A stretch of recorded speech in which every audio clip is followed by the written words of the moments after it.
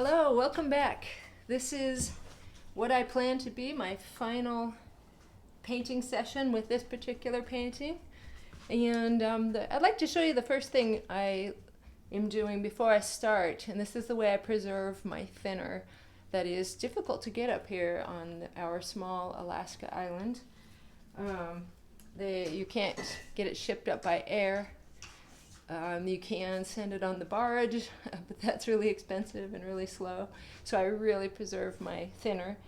And what I do is, when I'm done painting, I let these jars sit very quietly, and then the paint sediment falls to the bottom. And I just carefully pour out the clean thinner that's sitting on top. Some of the old paint is coming in, but it's okay if a little bit does. Then I just take a paper towel and I clean out that sediment on the bottom, and then I have a clean enough bit of thinner to use for today's painting. If I was going to be doing a lot of very bright color like this, I would probably pour some nice fresh thinner. Before you start any painting session, make sure you have installed your painting dog, your support dog. This is my painting support dog, Audrey. She's a 5-year-old border collie. My other 2 border collies are sleeping downstairs, so Audrey will be my support today. Right, Audrey? Right? Thank you. So for this session, mostly I'm going to focus on perfecting their faces. Those are the most important part of this painting. Add a little bit of contrast to make sure my darks are dark enough. I'll brighten up these whites just to give it some more pop. But this should be my final session with this painting, and I'll let it dry just in time for the deadline to enter the Hummingbird Art Festival show. The deadline is at the end of this month. So I'm going to get my palette refreshed. You can see it's a bit of a mess, but that's okay. These are pretty dry. I can just mix right over the top of these. Need to add a little bit of white. I'm running low on that. I'm not sure if I'll add more yellow. Right now I'm going to be just working on the faces. Maybe I will, due to the beaks needing to be brightened up, the eyes. So I think I'll add a little bit of the yellow. Maybe need a little more blue. So I'll just kind of refresh that, and I'm going to just mix right over the top of this mess. Get my titanium white. Freshen that up. Cadmium yellow light.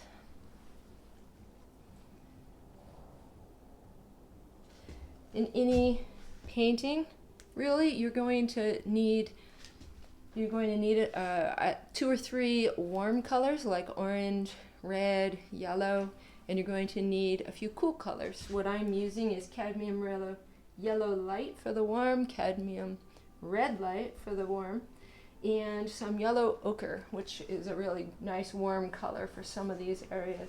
For the cools, I'm using ultramarine blue. I'm using this kind of cheaper brand, this student grade Winsor & Newton. I like these great big tubes because I tend to go through the paint fairly quickly, especially not on a painting this small. My other cool color is alizarin crimson. For some reason I have a very small tube of that. This is a little bit more of a transparent color. I don't really love the transparent colors. There's a green called sap green that's also a little bit transparent, so you have to be aware of that. It's going to be more of a tinting color than an opaque color to add, but this is a really nice cool color, makes kind of a nice purple color with the ultramarine blue. And my last one, I don't use this one a lot, but this is cobalt green, and this is a fairly cool green. And so those, I'm really only using 6 colors plus titanium white. It's kind of nice to keep your palette kind of stripped down to some basics. Otherwise, it can kind of turn into a confused mess. I know some people are really experts at that. I really like to keep my palette pretty spare. Yellow ochre, nice fresh tube of yellow ochre. My favorite brand, Gamblin. Not for any specific reason. I just like Gamblin. It's what I used to sell in my art store, and it's a good solid good company. They do a good job. So let's get the color in the eyes a little more accurate. I'm going to use a small brush. This is just a little cheapy brush. It's kind of a kid's craft brush from Walmart. Very, very small. And get in there and see what we can do with those eyeballs. They're too big right now is one of the problems. So my last session I started with the black, and that was a mistake. It was too hard to get the yellows in there once the black outline was in there. So let's brighten that up. And my brush is already a little frayed. I don't love painting the little tiny details. It's a little bit nerve-wracking. There we go, that brightens it up. And we don't want to put just one solid color in there. As I mentioned in the previous session, those are spheres. The eyes are spheres. So with the light source coming this direction, we're going to want this side of the eyeballs a little brighter, and the other side should be a little darker because the light isn't going to hit there as much. And so I'm going to add this really light color to this side of all of their eyeballs, just to start. Then I can darken up that yellow that I made with a little bit of yellow ochre. Maybe just a touch of this green. Let's see how that looks. Just to darken it up a little on that side. There we go. I don't know if green is the right choice. I could have used a little bit of the red. Keeps the green and the red. I tend to just adjust the colors as I go rather than mix them ahead of time and try to get them perfect before I get them on the canvas. Same with the beaks. The light's coming this way, so we're going to want the tops and the left part of this upper beak to be the brightest part. You always want to start with oil painting. You want to start in general with the dark color and then build up to the light color.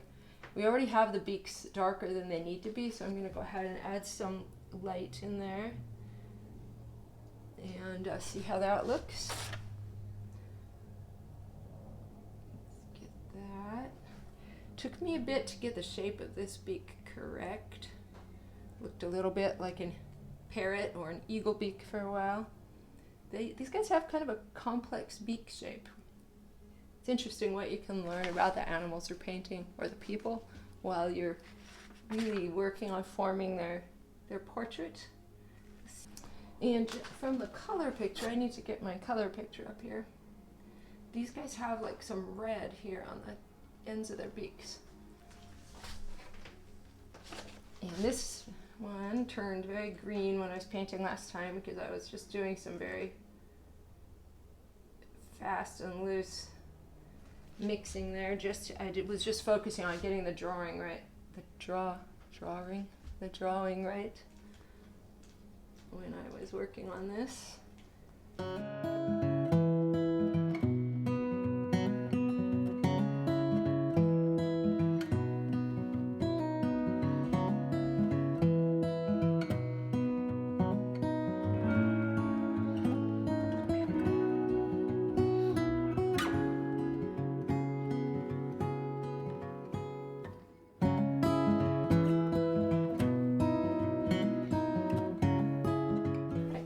These eyes taken care of. They're really bugging me, especially this one. So make a dark color. I'm just gonna mix some of my dark colors together like I did before. It doesn't really matter. I'm mixing my ultramarine. I'll put it over here where I mixed last time. A little bit of my alizarin crimson. A little bit of my green. Doesn't really matter much as long as it looks dark and it's not actually from a tube of black paint. I talked before about how just a black will just kind of make it look like there's holes in your painting. It's going to be darker here on top because the light's coming down and it's going to be shadowed by his brow. Didn't know that birds had a brow, did you? Down here I'm going to make it a little bit lighter. I'm not going to add white or anything, but I might add just a little bit of this yellow ochre. Make it just very slightly lighter here. And don't forget, whenever you're mixing with your, I use my brush for mixing, always add just a little bit of thinner. Be careful you don't get too much or you'll get a drip. Doesn't matter as much when you're doing kind of this background in your first session with the painting, but when you're trying to get these eyes just right and just sort of finish up the end, it'd be a little annoying to have a big black drip. So just kind of, you can kind of test it out on your palette, see how drippy it is, but just be careful not to get it too much. But you do want a little bit of thinner, or it just won't flow right, especially when you're using this tiny brush on these little detailed parts.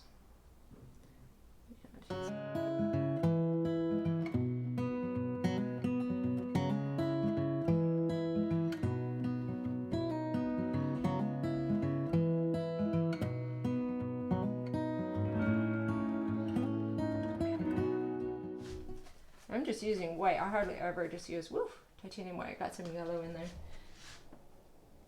Don't really want any yellow in there.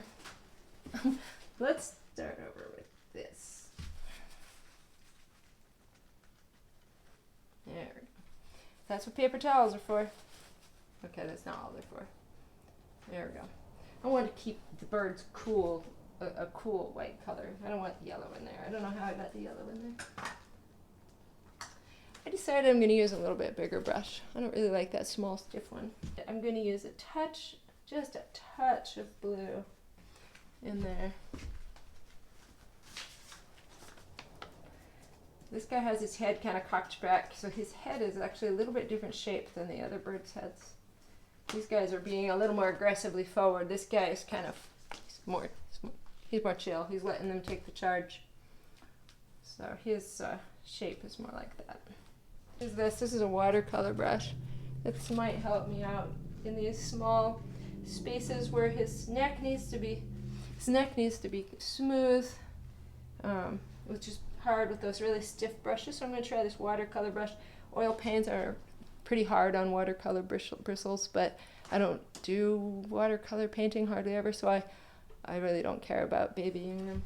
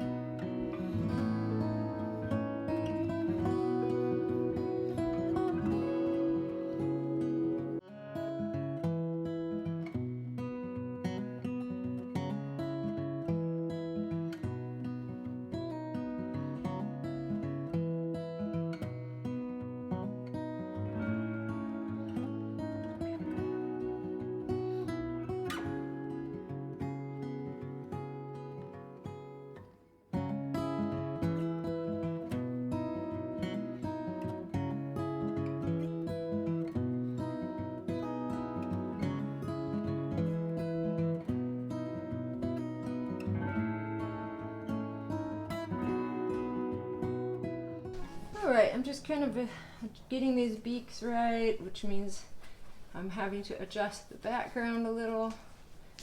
You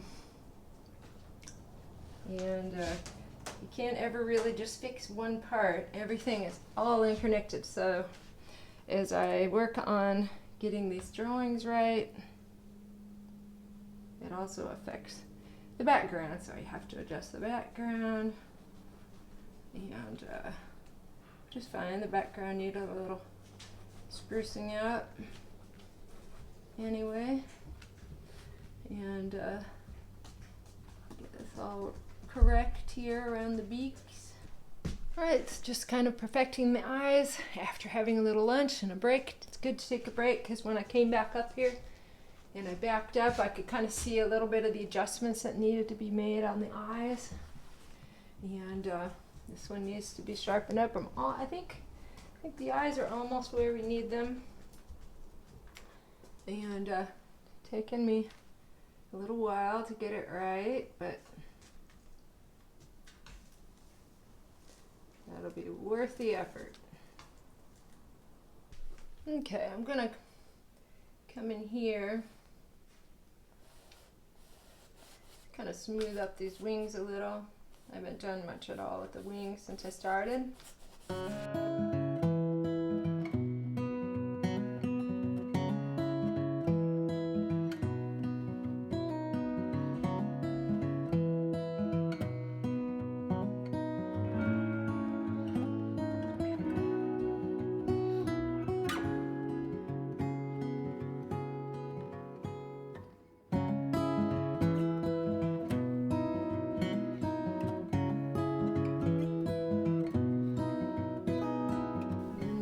White dots. I don't know with the paint this wet if I can make these as white as they should look.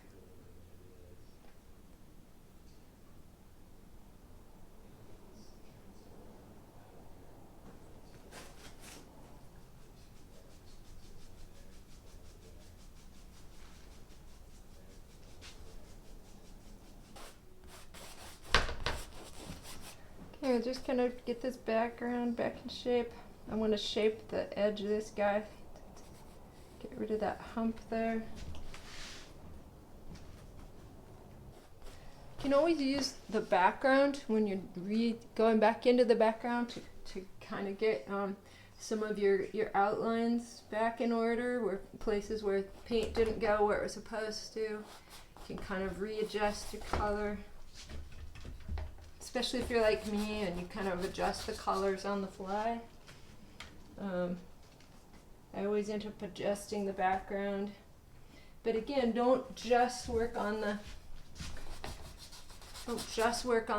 your subject and then just work on your background. It all needs to integrate, so kind of do it simultaneously so that it all looks like it's meshing.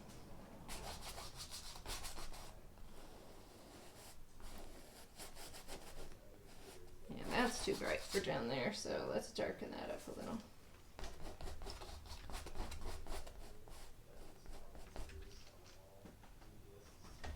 I'm gonna kind of get rid of that's too harsh. And my old easel is not hanging on.